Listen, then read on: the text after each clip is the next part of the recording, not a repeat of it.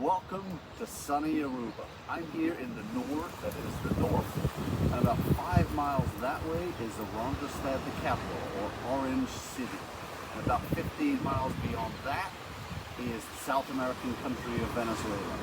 In this video, I will look at if and how small territories can make it to global sporting competitions using the case study of Aruba.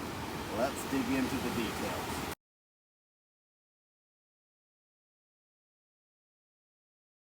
There are 193 member states of the United Nations, that is, countries. And effectively what they do is they exist, they bounce off of one another, and they comprise the world's countries. All of these countries participate in major sporting events like the FIFA World Cup, or the World Baseball Classic, or the Olympics. But what do you do if you're a small territory not recognized among the 193?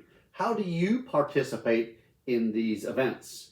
In some sporting competitions, like the International Olympic Committee for the Olympics, some small territories are granted association status, as they are in FIFA as well. In this video, we're going to look at one case, the territory of Aruba in the Caribbean, to see how it participates in world sports.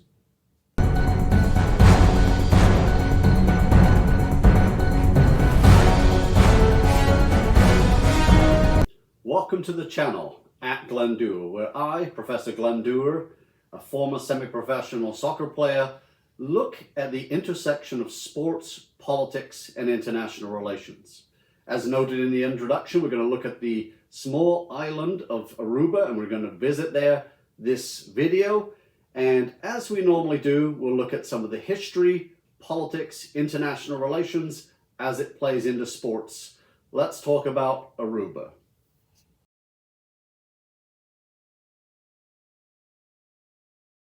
Aruba is a small island territory in the very southern part of the Caribbean, just above Venezuela and Colombia in South America. Aruba belongs to the Kingdom of the Netherlands, and so is technically not a member state of the UN, but it is a constituent country within the Netherlands. It has a population of 108,000 and participates in sports in interesting ways.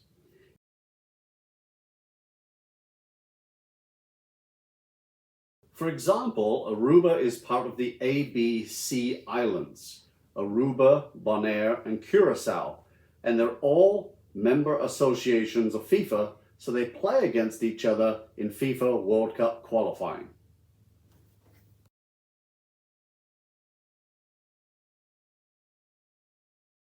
Founded in 1499, Aruba originally belonged to the Spanish West Indies. But over time, Dutch influence increased, especially around the herring and salt industries, to the point where the Dutch gained possession of Aruba in 1636. It's worth noting that the relationship between the Spanish and Dutch is pretty complicated, including the Spanish owning, quote-unquote, the Dutch for a significant period of time as the Spanish Netherlands. However, once the Dutch Republic was refounded in 1815, following a 20-year period of rule by the French, the Dutch set up the colony of Curacao and dependencies to which Aruba belonged. And this, while it went through some changes, continued through the end of World War II. In the aftermath of World War II, in 1954, 9 years after World War II ended, the Charter for the Kingdom of the Netherlands reconstituted the colonies in the Dutch Caribbean and created an entity called the Netherlands Antilles, to which Aruba belonged, and continued for over 30 years until Aruba seceded from this arrangement and created its own parliament, and you see me in front of it and its 21 members that help to govern the island.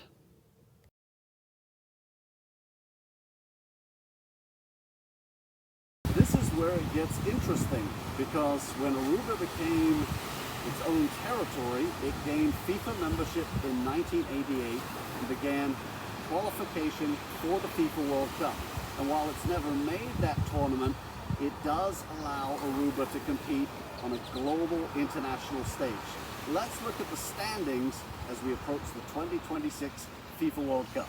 In the qualification process for the 2026 FIFA World Cup, held in the United States, Canada, and Mexico, CONCACAF, the region for North America, Central America, and the Caribbean, has entered its qualification phase.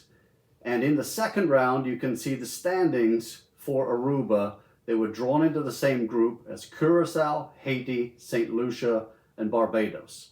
Unfortunately for Aruba, it will not make the World Cup. It has been knocked out by Curacao and Haiti, but interestingly, it has the opportunity to qualify for global sporting events.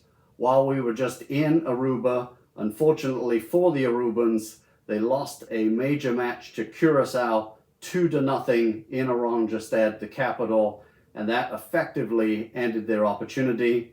They also tied a game with Barbados 1-1, but you see them on the world stage with the ability to try and qualify as an independent entity for the FIFA World Cup.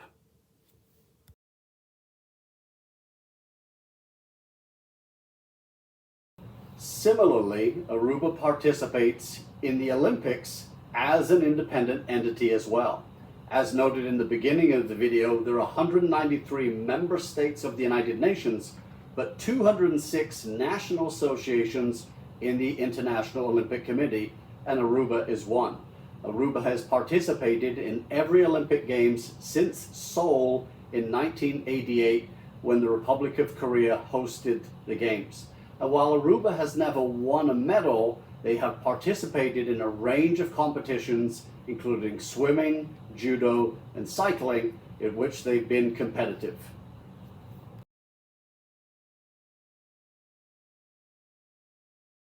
However, in other sports like baseball, notably the World Baseball Classic, Aruban players play for the Netherlands, and you can see their standings in Group A.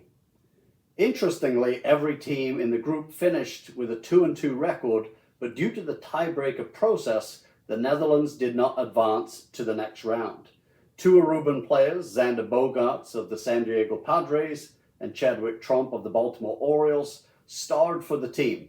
And now, while it's not unlikely that Aruban-born players will play for the Netherlands in soccer, as an example, the superstar Denzel Dumfries of Inter Milan did play 2 games for Aruba before transferring to the Netherlands.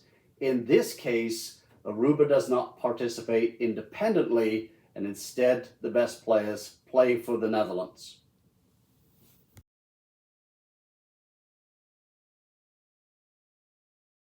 Thank you for watching. Hopefully you found the video, small territories competing or not in global sporting competitions, interesting, using the case of Aruba. Have a great day.